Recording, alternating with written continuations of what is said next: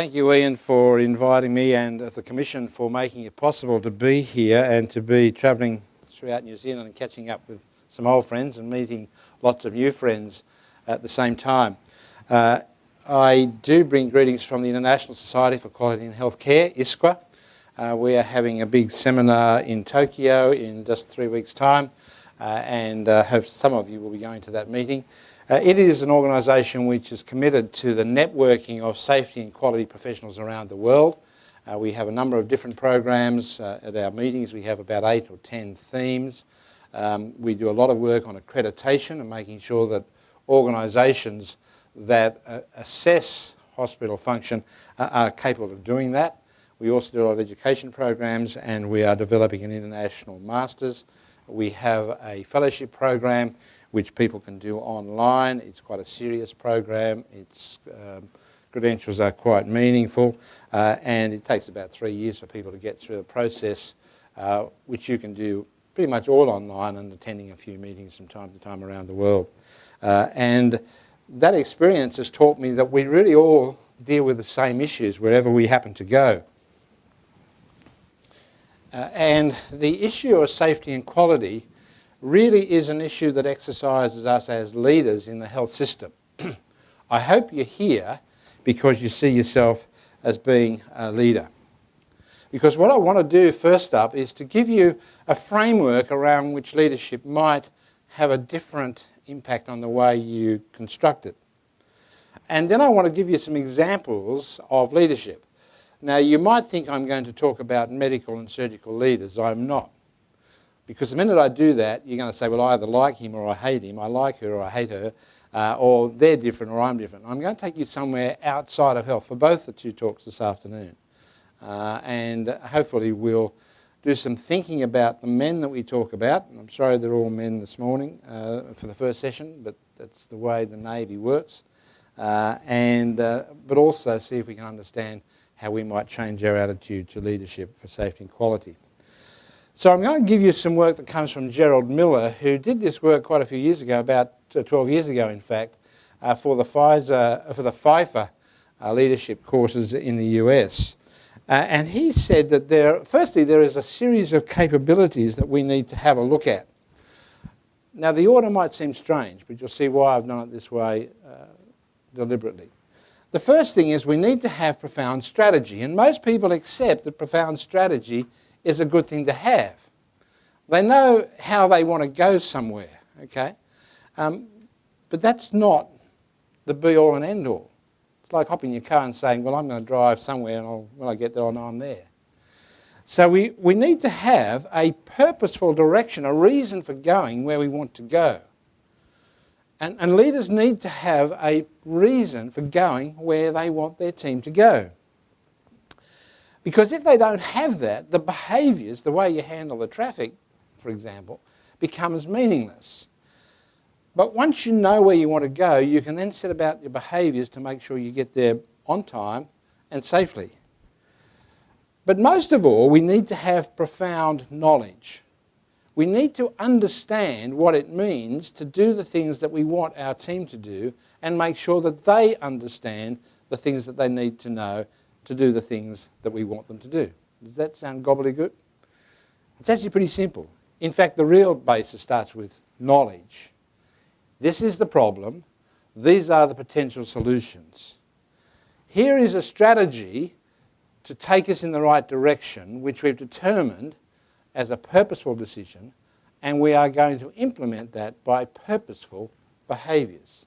So leadership is a culture change.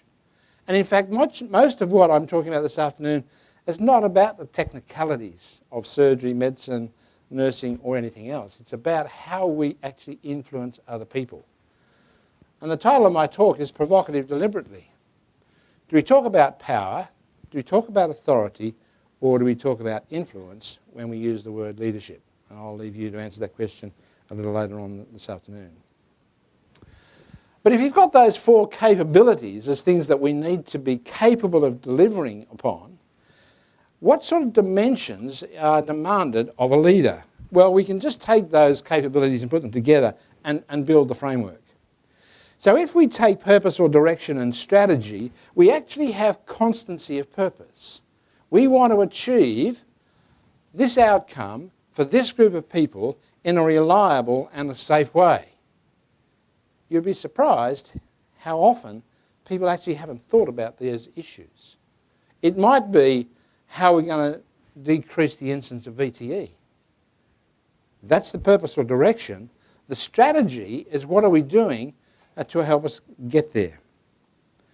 If we take strategy and behaviours, we get some congruence in our activities where we actually walk the talk. Now, without looking around the table, think about the people that you've met who said one thing but did the other. Think about the people who said, oh yes, we've got to have a hand hygiene campaign, but I'm too busy to wash my hands and I'm the consultant and I don't touch the patient anyway. Okay, that's incongruent. Okay, it's behaviour which doesn't match the strategy, right? And that happens all the time. We're all guilty of all of these failings, myself included. But then if we take purpose or directions and profound knowledge, we actually start to get competency of outcomes. And that's where briefing and debriefing becomes pretty important, because we've set the expectations, and we've measured the outcomes, and we know where our processes led us from our expectations to satisfactory outcomes or non-satisfactory outcomes. And I'm not going to talk too much about the debriefing and briefing, but Ian will be talking about that later on. But you should read that document and read the evidence. It is a point of discussion. But on the other hand, it's common sense.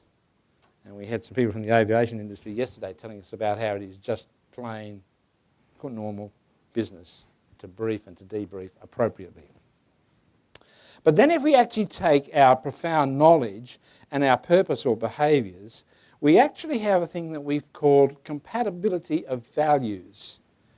And value is a word that we don't use very often in healthcare, but it is crucial because as individuals, we all end up behaving according to our own value system. Okay?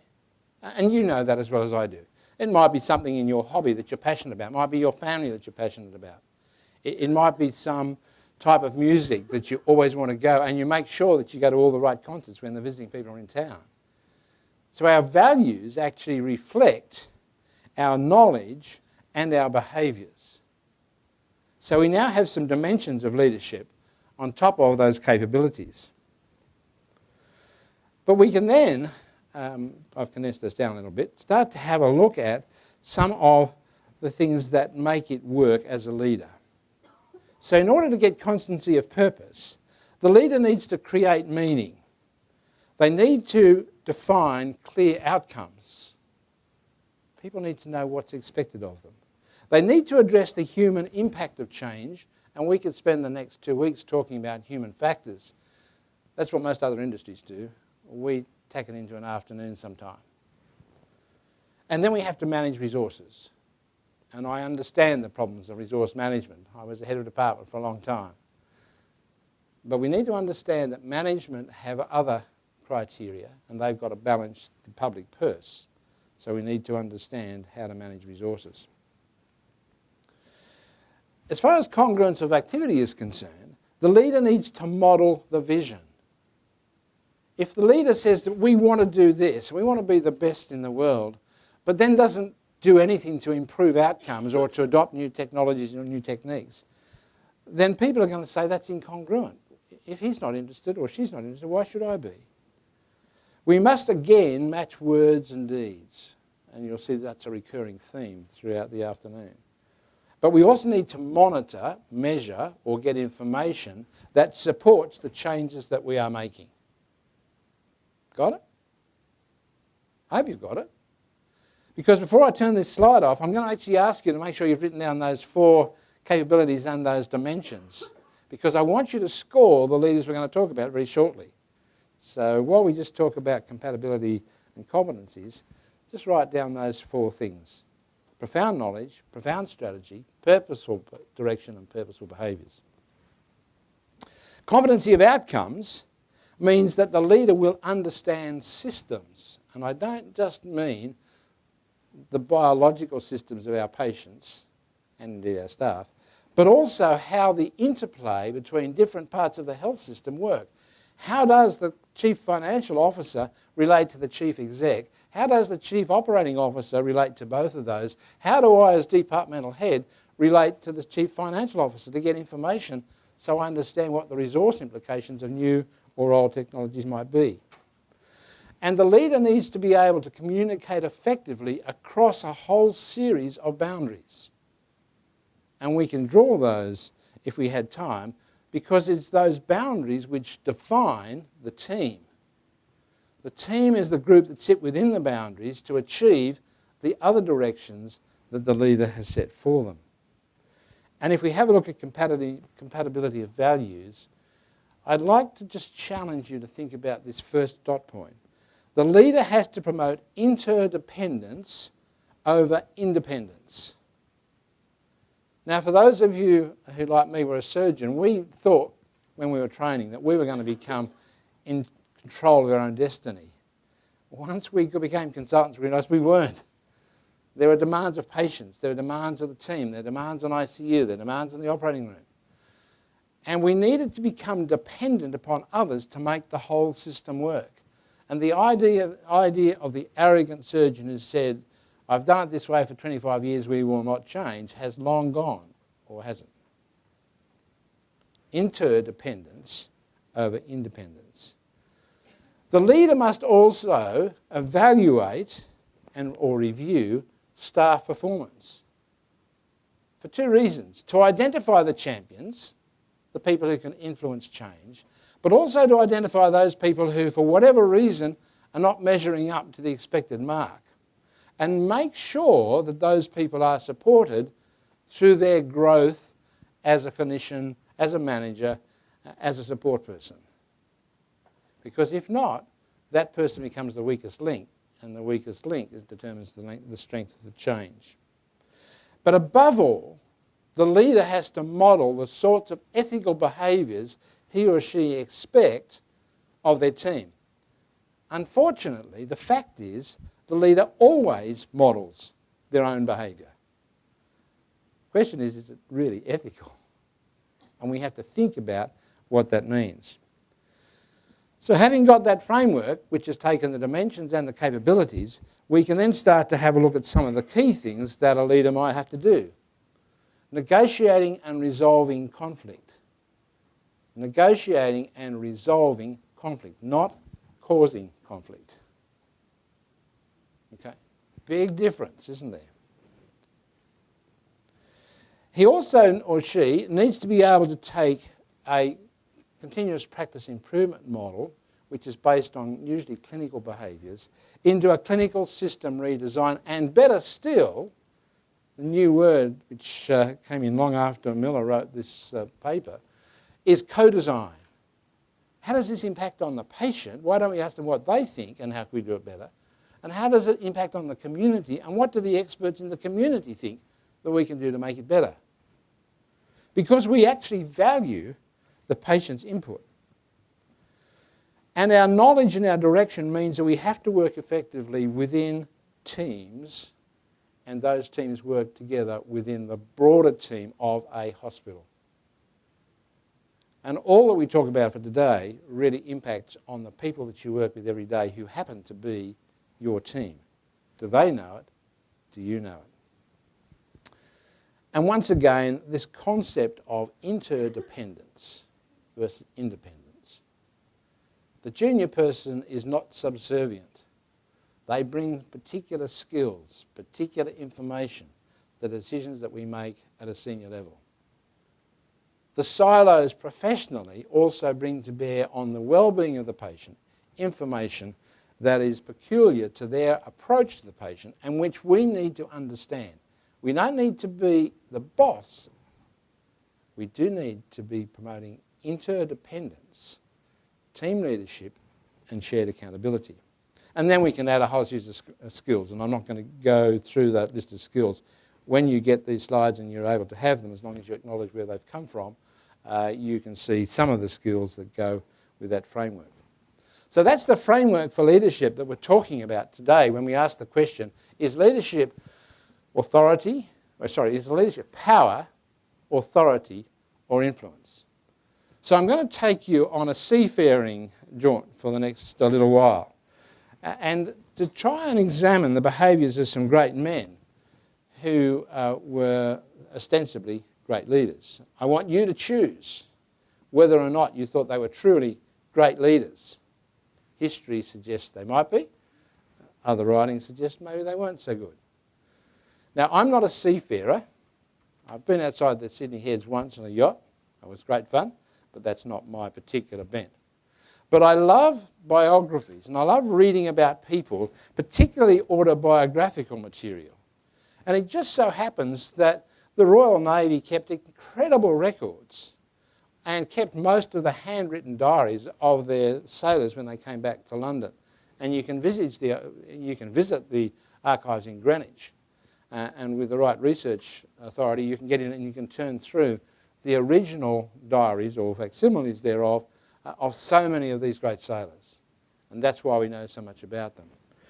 And we want to try and learn from them. So I've just chosen 3. Horatio Nelson. Anyone not heard of Horatio Nelson? Okay. Captain James Cook. I hope every New Zealander has heard of James Cook, as most people in the east coast of Australia have. Captain Robert Falcon Scott. Certainly people in my generation, we heard about him. He was the archetypical English hero. In fact, we had a school excursion once a year to go up to the movie theatres to see the compulsory movie about Scott's race to the Antarctic. Here are 3 men. Now, I know it's after lunch and you're just about to doze off, but here's a quick question. What do these people have in common? Round the tables. Anyone got any ideas? What did they have in common? Sorry? Yep, they all died in action. That's a great thing to start with. Thanks very much. Yep, what else? Sorry? Yeah, they were all leading expeditions. Okay. Yep. Other things? Nothing else? Well, they were all members of the Royal Navy. Okay. They all had commissions in the Royal Navy, in fact. They were obviously British. We've talked about adventurers. And for some of us, they were rather young. Okay. They were all under 50 or just over 50. Okay. So they were young men who did some extraordinary things, I think you'd agree. And as you pointed out, they did die, but they died on the job. Okay, that was their passion. They died in harness. But they also cared for their team. They may have shown it in funny ways, perhaps, but they did actually care for their team. And they all ended up dying with their team. They didn't leave their team alone, which is a pretty powerful thing to say, because their deaths were not pleasant for any of them, in fact. And you might think that we're going to lead to a discussion on how important it is to be the boss, the captain or the admiral of a British naval man of war. We're not. We're going to talk about what leadership really means. And there's a guy called John Maxwell who's written quite a fair bit of stuff on leadership. And he's described these 5 levels of leadership. So position is where you say you can only lead if you're at the top of the pile, if you're the boss, if you're the senior surgeon or the charge nurse or the matron or the CEO. And it's that little title that actually gives you the authority or the power to be the boss. He says that's the lowest level of leadership. The second level is permission, where it relates on relationships and what we actually do for other people that determines the right to be a leader. He then goes on to say the next level is actually production, where it's what you've encouraged your team to produce and develop and accomplish that allows you to be their leader. And that's not a bad thing, but it's not all there is. Level 4, says Maxwell, is about developing people. Hey, you know, one of the things that we don't really do well in healthcare is set about growing our teams as individuals. Now, the colleges have got good programs now to develop trainees. all of the colleges, nursing and medicine and others. But what about you as a leader in your team and the people who report to you? How much time do you put into developing their skills or handling the crisis that occurs which you may know nothing about? One of my former bosses said to me, Cliff, if a surgeon's results suddenly take a nosedive, ask 2 questions. How's your marriage? How's your tax? Okay. Now, we might smile, but it's true. Okay. Things outside of healthcare can have dramatic impacts on performance. Okay. And if we don't actually get to know our staff, even though they're only working with us for maybe 10 weeks, then we're going to miss out on the opportunity to build them as individuals. And that's the second top level of leadership, says Maxwell, people development. But most important is the idea of pinnacle. Okay? People follow you because of what you represent. That's your values. That's the thing that they want to emulate. And by the way, medicine and nursing are apprentice models of training.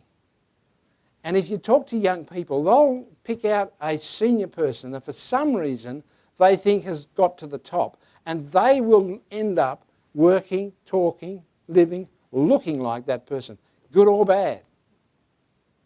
Okay? You can all think of people who you know are in the mould of their boss or their superior.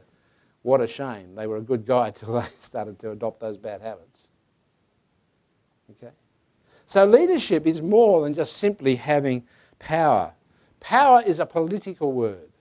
It's a necessary word. We have to have the ability to negotiate at a political level. But that's only one part of it. We need to think about the things below that. Authority, on the other hand, is experience in action. So let's have a look at Lord Nelson. Jones and Gosling have written a biography of Admiral Nelson, as many other people have as well. But in that, they point out that one of Nelson's favourite sayings was that it was important to learn the ropes. Okay? And in order to learn the ropes, he went below decks, okay, where the sailors were. And he learnt what they had to do. He knew how they had to pull on the ropes to move the guns in and out of the portholes. He knew what they had to do to muzzle load the cannons. He knew what brass monkeys were all about. And he said in his own writings in Greenwich, I returned, that is, to the top deck, a practical seaman with a saying common with the seamen, after most honour, forward the better man. What do you think that means? Ever thought about that statement? What do you think it means? Lunch settling down, is it? Anyone like to hazard a guess? Where is aft on a boat? It's at the back, that's right. Who sleeps at the back? The captain, or at the very back, the admiral. That's right. Who's down the front? Jack Tar. He's the guy that's got to know which rope to pull when and where. He's got to know where to put the marlin spike, all those sorts of things. And Nelson said, they're the people that are the most honourable. Up the back, are the better seamen, up the back are the people who get all the honours. Okay? And he was prepared to go below decks as a captain to find out just how they did it. If you want to actually win your staff over, surgeons, do an admission every now and then, from scratch. And let the interns see what you've written. We took that one step further in Prince Alfred, where we actually started the admission process in our rooms, and we actually completed the admission form which went into the hospital record. We had to argue long and hard with the medical records librarian and with the forms committee of the hospital to get that pink sheet, as we called it, recognised as part of the hospital record. But the surgeons did the admission in their rooms. Interns came along and checked it, the residents came along and checked it, the registrars came along and checked it. Occasionally they ring and say, oh, Prof, we've just admitted so-and-so. It says here that, she's just told us that she's allergic to penicillin. Did you know that? To which I would say, have I checked the box for allergies? And if I've checked it, it means I've asked the question. If I haven't checked it, then I forgot to ask it. If I'd asked the question, she may have got it wrong or I may have misheard her. But either way, the interns were checking on me. Okay? They were the better people in looking at the detail. It wasn't a rub to me. Thank you, I got it wrong. They'll recognise that and they'll go home thinking, well, I helped the prof out today. That's pretty good. Now, Nelson also went on to describe, and others have taken this to heart with some leadership books actually, and said learning the ropes of change always happens with the seaman, which is why you've got to go down and see what they do. Okay? Go down below decks and just see how it works.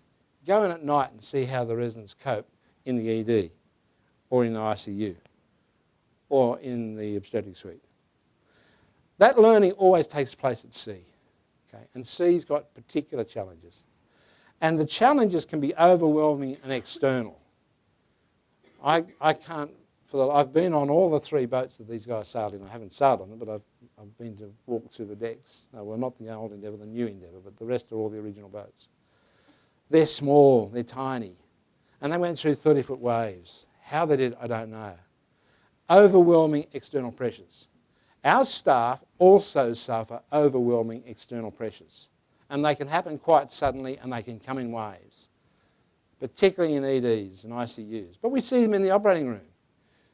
We've just finished up to AAA and another one's come in. And we've got to find time to get this done because the theatres are full. How are we going to do it? It's almost overwhelming. And we need to understand that our staff sometimes haven't been through that before. The captain has. The admiral has. And can give some advice. Because it can be overwhelming and internal. And I need to challenge you with this. Because we're not only talking about our impact on patients, we're talking about our impact on staff. And I would think most of you have either know or heard of a young member of staff who went away quietly and topped themselves. It may be because of the pressures at home that we didn't recognise. It may be because they just couldn't cope with the pressures at work. It may be because they got involved in pharmaceutical support of their lifestyle, which we now call drug abuse. And it just starts silently and we just didn't pick it, or if we did pick it, we didn't do anything about it. So the change can be internally overwhelming and we need to understand that whenever we introduce something new. Remember that our residents move hospitals sometimes every 3 months. That's change. They go from a big city hospital where they've got everything there and protocols written out to a tiny hospital where there's not a protocol to be found, and then vice versa. But change is a learning experience, provided we use our leadership frame to say we've got more knowledge now and we've actually got a strategy for dealing with this change because we want to go this way and that means we all have to change our behaviours. Suddenly the framework starts to work. That's exactly what these leaders did. Because organisational change is intensely personal, always. And we need to manage not just the pieces, but the dynamic, how those things work together. How do teams work together? How do multidisciplinary teams deal with their different view of the same patient? We need to connect and balance all the pieces so that they actually fit together like a jigsaw should. And that means understanding 2 things, particularly the conversations that we have and the context within which those conversations take place, because that's the only way we can deal with the emotions of transformation. And that comes out of a book from Jeannie Duck, looking at some of these sailors. The last words that Admiral Nelson signalled are there for you to see, and that's a photograph of the Victory with the message on flags. England expects that every man will do his duty in October 1805. Okay. The last recorded words of Nelson were, "Kiss me, Hardy. I have completed my duty." Okay. A lot of argument as to why he said "kiss me, Hardy," but we won't go there. But he actually finished by referring to his duty. He expected it of his team, but he did it himself. Okay? Does that fit in with values? I think it does. I think it does. So, how did you score Nelson? Did he have profound knowledge? obviously we've had to short circuit all his biography. Did he have a strategy? Did he have purposeful behaviours? And did he have purposeful directions? Think about that. Maybe you write a score down on your piece of paper. Because I want to go on to James Cook, who has spent some time in this part of the world exploring it with charts which are still very valuable today, and some of them are very accurate. James Cook, RN, which stands for Royal Navy, not registered nurse, was a great explorer. The world still considered to be probably the world's most prolific explorer, given the technology he had available. He went from the known to the unknown, but he was passionate about measurement, he was passionate about nutrition, he was passionate about engaging with the local populations, and when he failed to do so, it cost him his life. He was passionate about his crew, and he saved their lives. But he also mapped everything he did, which was about knowledge and understanding where he was and where he was going to and where he had been. Where did it all start? It actually started when he was a boy growing up in Whitby in a haberdashery shop. His father sent him off to earn some money. Selling cloth, he had to manage the till, so he learnt to count and learnt mathematics, and very soon became recognised as a very skillful mathematician and therefore a navigator. And we haven't got time to talk about his amazing feats in Canada and surveying the St. Lawrence River, which enabled the English to win the war with the French. But while he was doing that, a lady came in to buy some cloth, and she presented him with a South Sea Chillin. One of the biographers says it was called a shiny South Sea Chillin. So try saying that fast after a glass of wine. But it caught his eye, so much so that he actually exchanged that shilling for one of his own, so the legend goes, and kept it. It was his inspiration. And he then and there, as a young boy, determined that he wanted to go further south than any man had ever been, to the South Seas. As a boy, that's what he determined. Question, as a leader, what is your vision? Will it drive you forward? And if you actually have a look at these maps here, you can see the arrows pointing where Whitby is. Even on a map of England, it's a pretty small place. And you can actually go to Whitby and you can climb up to the attic room where he slept and look over the harbour, which is unchanged from when he was there. It's quite a moving experience. But if you have a look at it on the world scene, okay, there's a tiny dot. Okay, the UK is not much bigger than a dot, as it so happens. But he ended up exploring the world. Not only around the world twice, but up and down once as well. Only man to have achieved that feat. Only man to have gone further south in a wooden hull boat. What's your vision? Ernest Amory Codman had a vision, which he wrote in 1917. He was a general surgeon in the US.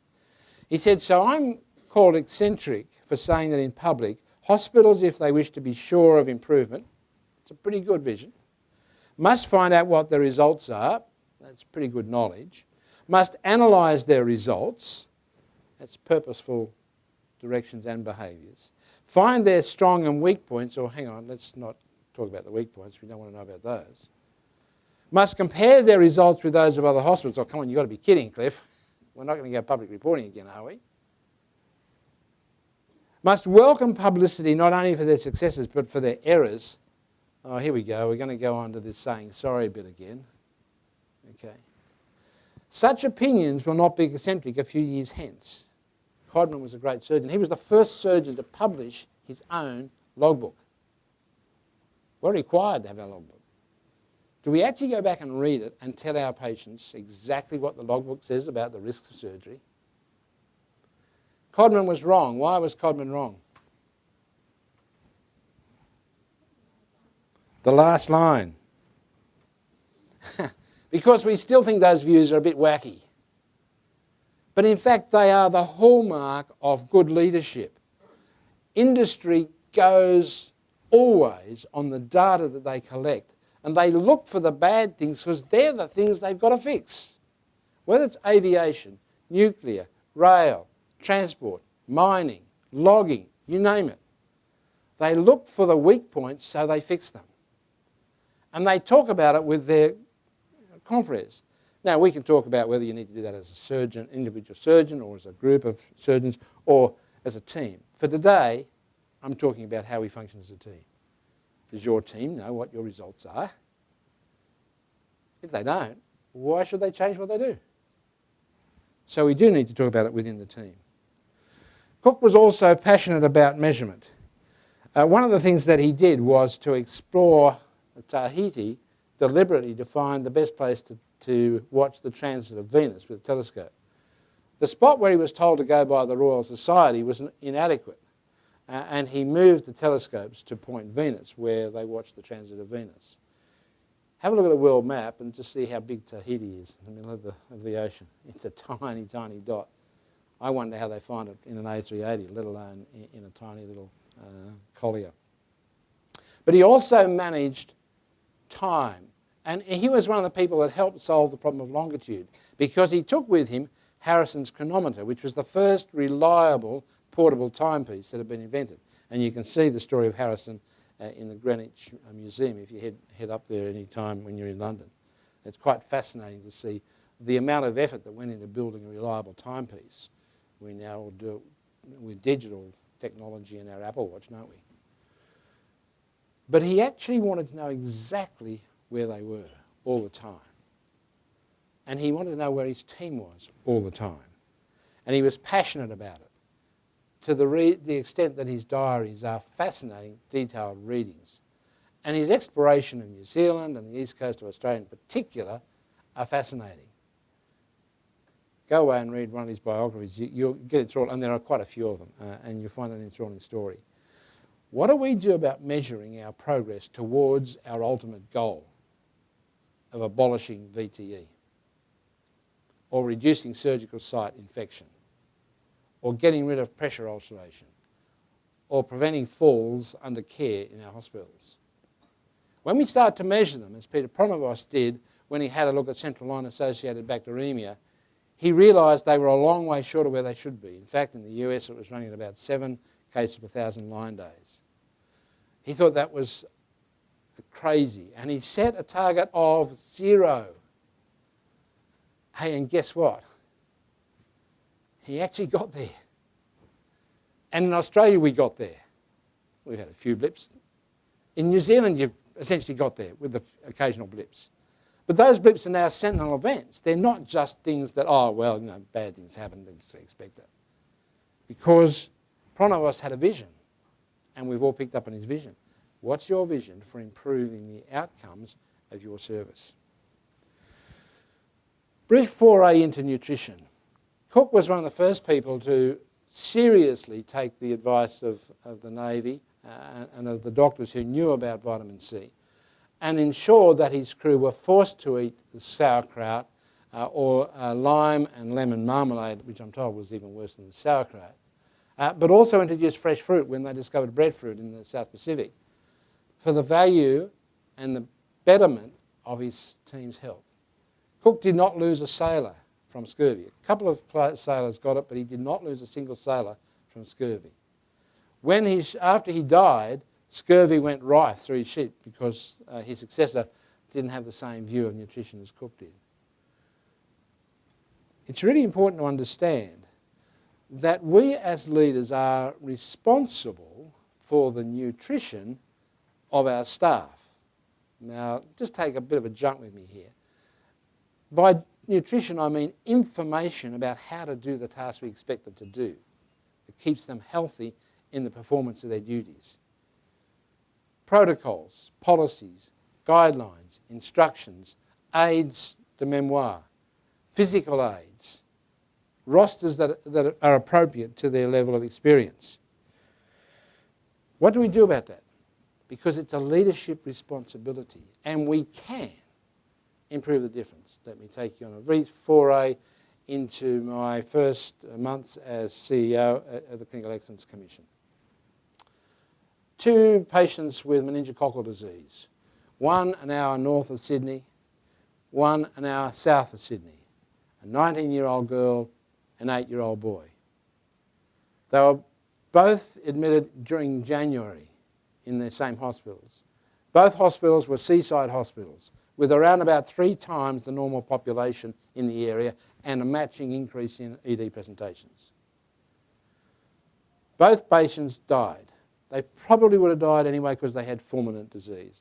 Let's ignore that for the moment. There were guidelines for the management of meningococcal disease. In fact, the DVD had been produced by this hospital, which was fantastic, still is fantastic. But they weren't available. The reason that they weren't available was the consultants were on holidays. It was January. That's okay, I don't mind people taking holidays in January, but there was no one to cover the gap. There was no one to provide them with the support for the junior staff. And being the end of January, guess what? Both of them had been in the hospital only for a few weeks. Okay? This person over here was a third-year CMO. Okay? Not a skilled paediatrician or a microbiologist, but a career medical officer or a hospitalist, if you like. This person over here, having been there 3 weeks, was only out here because her partner was studying anaesthetics, and she came out from England and decided she'd get a job as a Year 2 RMO. There were protocols, but they were hidden because they were in the paediatric bays of the hospitals. There were no paediatric specialists available, so the paediatric bay and the resus areas were closed. They went through the general resus bay. Any wonder that they got it wrong? No wonder at all that they got it wrong. And when we talked to these young people, we said to them, we understand where you're coming from. If we had been at your level of experience with these patients, we would have done exactly what you did with the same outcome, and it's terrible, and we're sorry that it happened. Those 2 interviews were held a week apart in each of the hospitals. Before we left the hospital that afternoon, both of those residents rang me and asked for a private hearing. I said, that's fine. They both walked in, sat down and burst into tears and said, Prof, you're the first person that's understood how we feel about this. This man here was about to disappear from the medical workforce in Australia. He was going to stop being a doctor. This young lady over here was going to go back to England and see what she thought about being a doctor and let her husband do his study on his own. Is that caring for your staff? Is that actually building your team? I don't think so. It's not the way Cook worked. He really made hard yards to make sure that his staff stayed alive and well. And it took long voyages. Each of his voyages were in excess of 3 years, as you can see here. You can see how great a sailor he was. Circumnavigated the globe east to west twice and north to south essentially once. Navigated up and down the coast of Russia, coast of Canada and the US, let alone the South Pacific, let alone Tahiti, let alone New Zealand. A great sailor. He didn't get to see his son. He was born after he left on his last voyage and didn't get home in time. Never saw him again. And sometimes our families suffer for the work that we have to do. Please don't forget the families of your staff and the demands that you make of them. They'll rise to the occasion if you're a good leader, no doubt about that. But just remember, it's not just them, it's their families that bear the impact. And make sure you look after them as well. And remember also that Cook spent a lot of time mapping the journey. This is a map, this is his map of Tahiti. It's accurate today. It's how good he was. Didn't have GPS, didn't have satellites, didn't have photographs. We need to map our journey to this amount of detail so we know where we are, we know what the challenge is coming up, we're establishing goals which are progressive and advance the cause, that chart success, our success, but also build on our success. Now, how do we build on our success? By making sure that everybody that follows gets there safely. The charts are not for us, they help us, that's true. But they are really for everybody that follows. The guidelines, the instructions, the care, the direction, the explanation, the informal conversations are there to build our junior staff. Matthew Syhed has written a book. He's the guy that wrote Bounce. You may have read that a few years ago. He's now written a book called Black Box Thinking. It's a bit dense in parts. It's a little bit catastrophic in parts, but it's a really good book, and it starts off with a story of a person who dies as a result of very poor anaesthetic techniques, and how the person, her husband, became a champion for safety and quality improvement. Okay? Well worth reading, and it talks a lot about the things I've talked about in a much more contemporary context. But the 30th of January 1774 was Cook's greatest day. Okay? At 4 a.m. in the morning, the crew woke him. They were at 71 degrees 10 seconds south.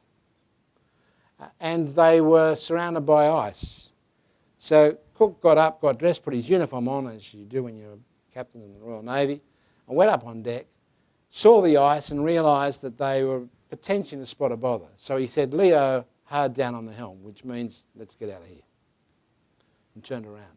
Bit of an argument as to whether Cook was the furthest south or the guy at the bowsprit was, or whether the guy in the middle of the ship as it swung round, or whether Cook really was as it started to hightail it out of there.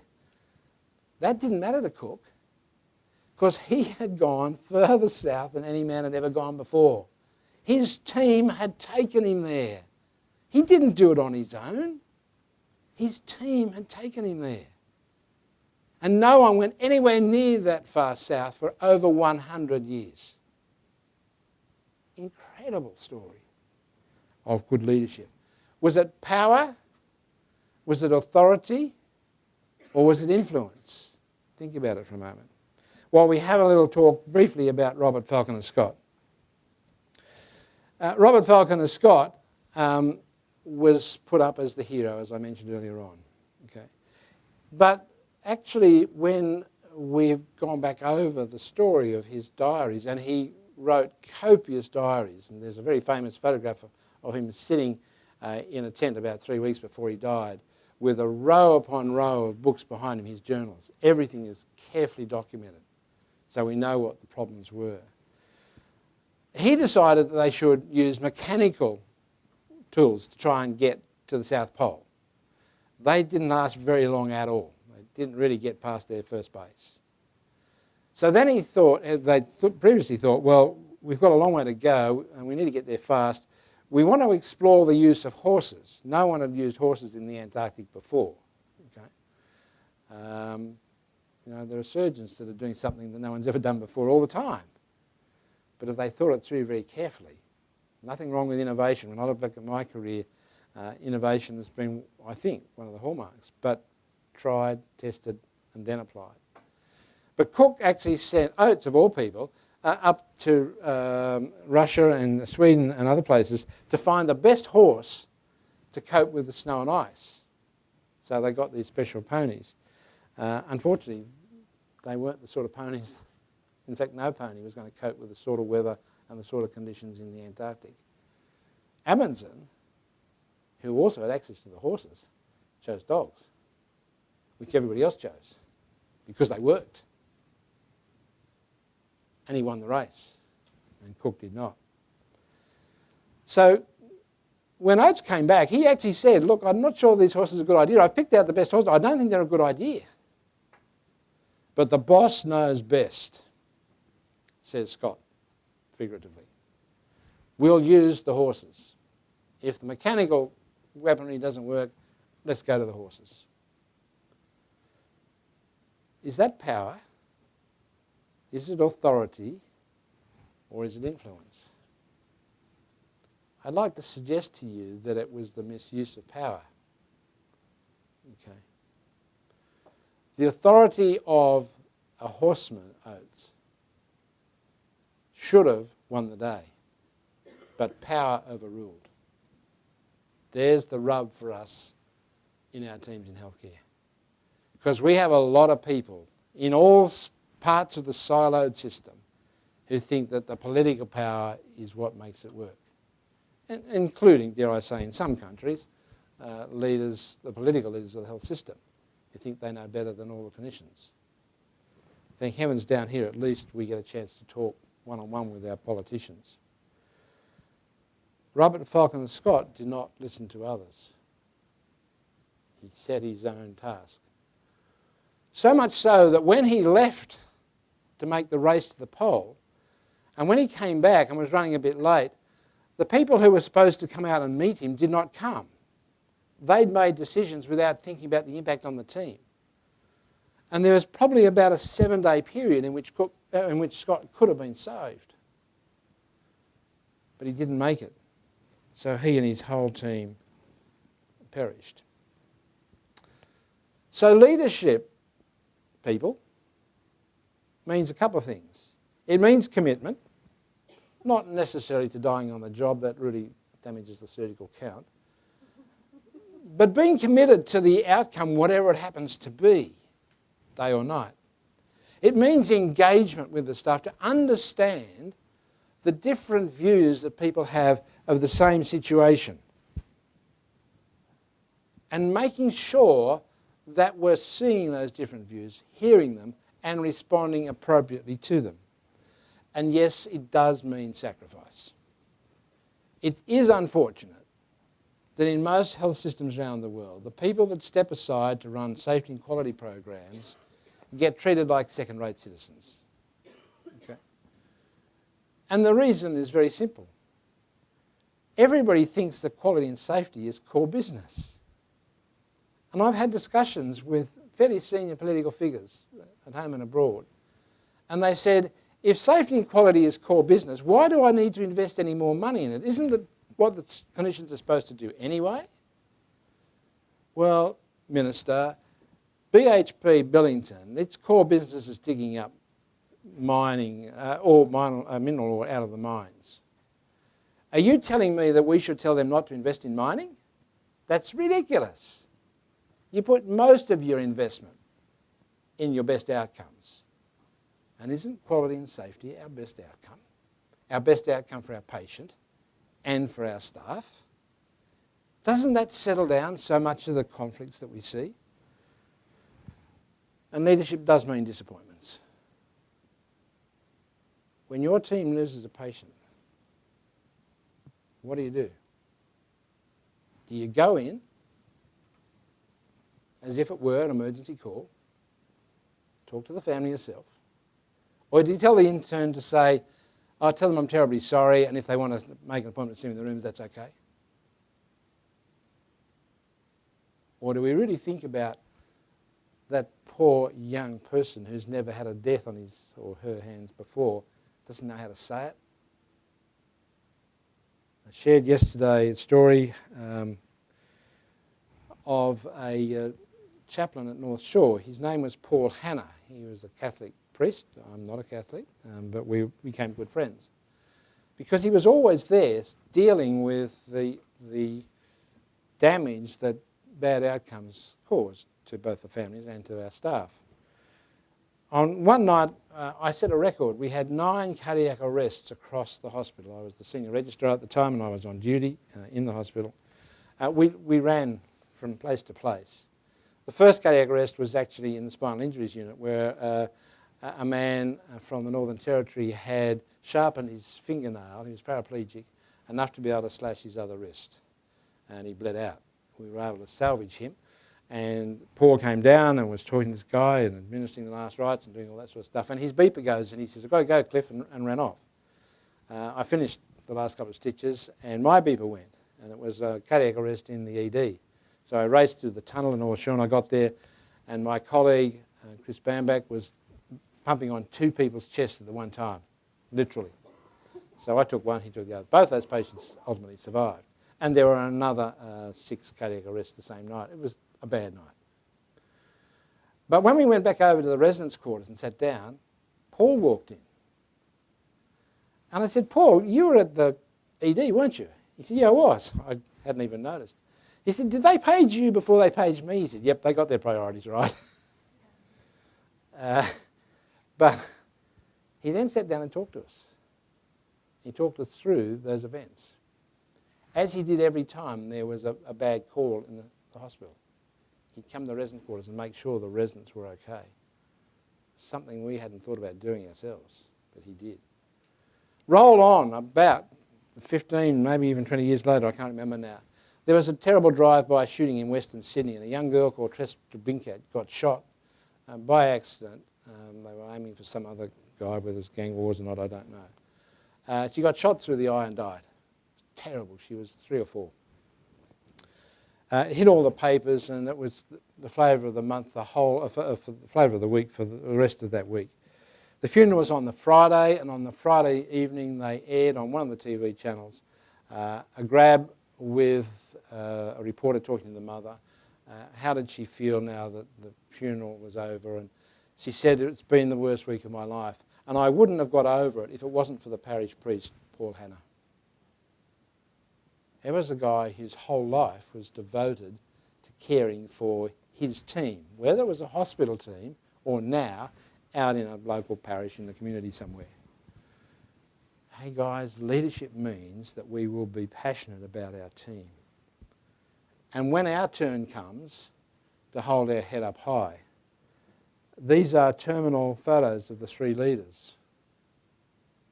Horatio Nelson, midship on the Victory, dying. You can actually go and see his uniform. You can see the bullet hole. You can see the blood on it, actually. What did he say? England expects this day every man to do his duty. And by the way, Hardy, I've done mine. He also wrote to the authorities about looking after the men and their dependents towards the end of his stint as Admiral. Cook, on the other hand, died. He was not well when he came back down the coast of Russia to the Sandwich Islands. There was an altercation, there was some thieving both between the natives and between Cook, which was something that he was opposed to generally. He probably had tuberculosis, or he may have had a junior ulcer, no one's quite sure, but he was a cranky man and he didn't engage well with the leaders this time. He'd been worshipped as a god the first time he was in Hawaii. On this occasion, he lost control. The moment he lost control both of his men and of the crowd. Some shots rang out. Cook did not actually fire. We know there are 2 separate paintings of this incident. One was only found about 10 years ago. Had been painted by the cook on the ship. Not Captain Cook, the real cook, the chef. And it shows the same thing. Cook holding his rifle in reverse. He didn't want to fire. But he was speared, killed and eaten. But he also wrote to home about caring for the crew and their dependents. Robert Falcon and Scott died a lonely death. He was the last of his team to die on the Antarctic. He wrote back to the people in the Royal Navy and he said, in effect, for God's sake, don't forget the family. In Royal Naval parlance, it was very carefully worded. Please make sure you attend for the needs of those whose welfare depended upon us. They may have failed in some of their leadership aspirations, but they really believed that influencing the behaviours of their men was more important than anything else. Here's the disappointment that Scott faced. Can you imagine how you'd feel? You'd been through pretty much an icy hell, if there's such a thing, to find the flag of your opponent flying over the tent. Somebody said yesterday the simplest thing to do would have been to have moved the tent about 10 yards to one side and put your own one in the South Pole.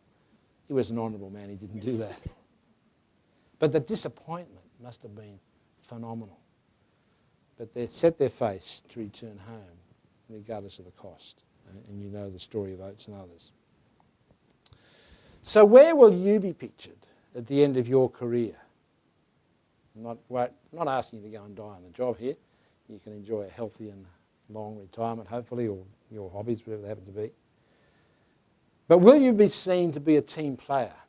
Will you seen to be the leader who has profound knowledge, who has profound strategy, purposeful directions, which result in purposeful behaviours in the rest of your team? Because together, everyone can achieve more. That's the message of today.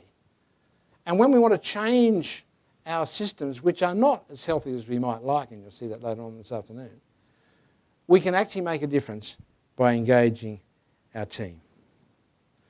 But one trap. It's very easy to say, hey, Cliff, you're right. But, the rest of the people, they're really hopeless. And if only they do this, and if only they do that.